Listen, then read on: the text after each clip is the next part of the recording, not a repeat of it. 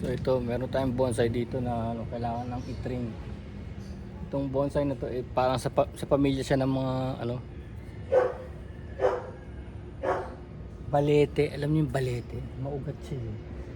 Hindi siya madaling mamatay kasi mula sa branches niya naglalabas siya ng mga ugat pa papunta sa lupa. Kaya siya naihantulad sa mga horror kasi nga parang nakakatakot dahil may mga branches niya, may mga ugat. Hindi siya madaling mamatay dahil kahit na ano mangyari dun sa main ugat niya, marami siyang secondary ugat. Ito 20 years na.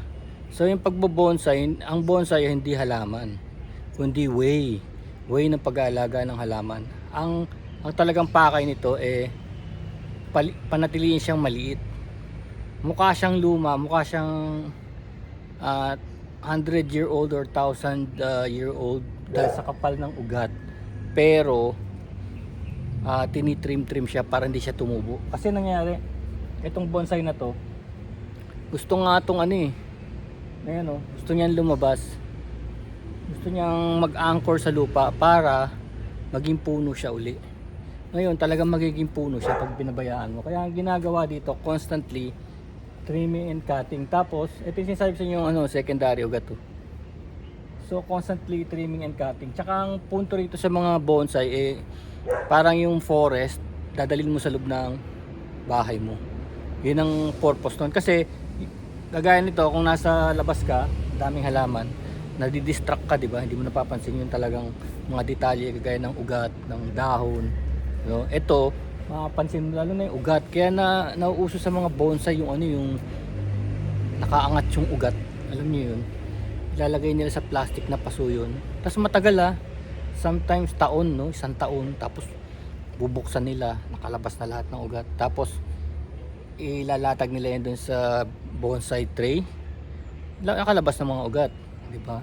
So, tsaka ito yung araw-araw tinitignan mo, tsaka araw-araw tinitrim mo kung may sobra, kung merong, kasi kagaya nito, napabayaan to sa garden, out in the garden, kaya lumalabas, lumaki na yung mga petals niya, yung iba lumaki na, ang laki na, no?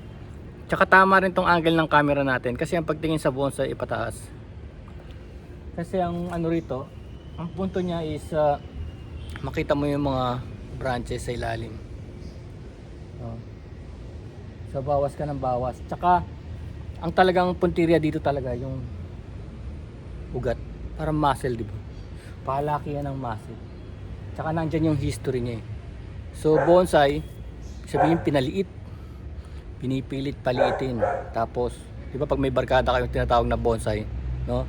25 years old na, mukha pa rin grade 1. Cute, di ba? Cute, maliit. Cute yun. Tsaka matipid kasi yung mga pinagpalitan ng mga pinsan mo, sa'yo lahat na pupunta kasi smaller size. Tapos pag bibili ka sa mall, sa kids section, di ba? Mas mura. So maganda yung bonsai talaga. Cute siya. Gaya nito, gagawin natin siyang cute, no? So ang makikita natin sa research, kinakamay, no? Yung iba ginugupit, pero maganda raw kinakamay. Talagang yan, papasubukan natin. Pero meron pa tayong isa rito Ito maliit na to. 20 years old na to. 20 years old na. Tapos tignan niyo yung yung pinaka-pot niya is semento. Custom cement, sinemento, no? Sinemento siya. Bigat. Bigat. Okay, ito yung isang malaki. So kanya-kanyang style yan. Merong forest style, merong yung alam nyo yung binabagsak galing sa taas, pababagsakin mo, yung akala mo nakadikit siya sa cliff face. Gaya nito, pine, pine siya, laki mas malaki pa sa akin So isipin nyo paano natin bubonsayin yan. Gagawin natin, babaluktutin natin yung branch niyan, either spiral o pababa, pa-sweeping. Nakikita nyo, hindi nyo makikita yan, ang tangkad pabababain ko sana, babaluktutin ko dito sa area na to, pabababain ko. Yun ang isa sa mga gusto ko. O kaya yung isa yung sweeping na ganun. Sweeping. Kasi yung straight, common yun Yung pinaka straight, common yun. Yung parang umbrella style. Yun ang pinaka common sa lahat ng bonsai. Kaya gusto ko yung medyo sweeping. Ito meron akong binaluktot to. Kaya yung mga nagbo-bonsai, kumukuha sila sa gubat. Yung mga puno na ito, kagaya nito, nakita akong ugat. See, look at this. Diba? Ano siya, oh, naka-angle na. Sweeping siya. So inaantay kung tumubo yan, kalalagay yan. Pero kita nyo naman yung detalye ng mga ugat. Ito pa. Oh, nakaliko na siya. Ito naman yung ano niya, pinaka nagsisimbolize na buhay siya. Yun din, buhay din siya. Kaya lang, habang nagiging ano yan, populated, kailangan i-trim natin, kailangan magmukha siyang bonsai, magmukha siyang gubat. Yun ang style niya. Tapos sa baba, nilalagyan ng moss. Kaya simulan na natin to simulan na natin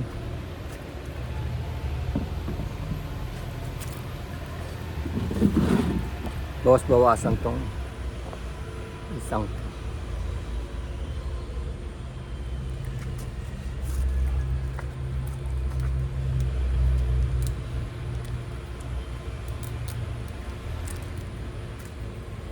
gloves tayo, malagkit may dagta. Pero yung pinaka pleasure ng pagbobonsai yung kami inaalagaan. It's an art.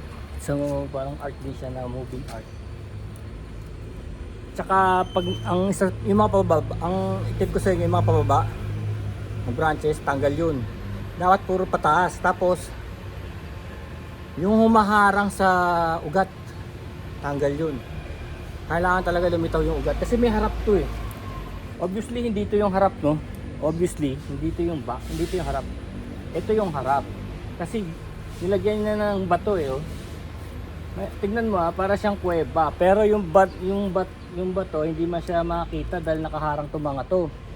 Di ba nakaharang to? So babawasan natin yan muna. Tingnan natin kung ano mangyayari. Nakaharang kasi siya.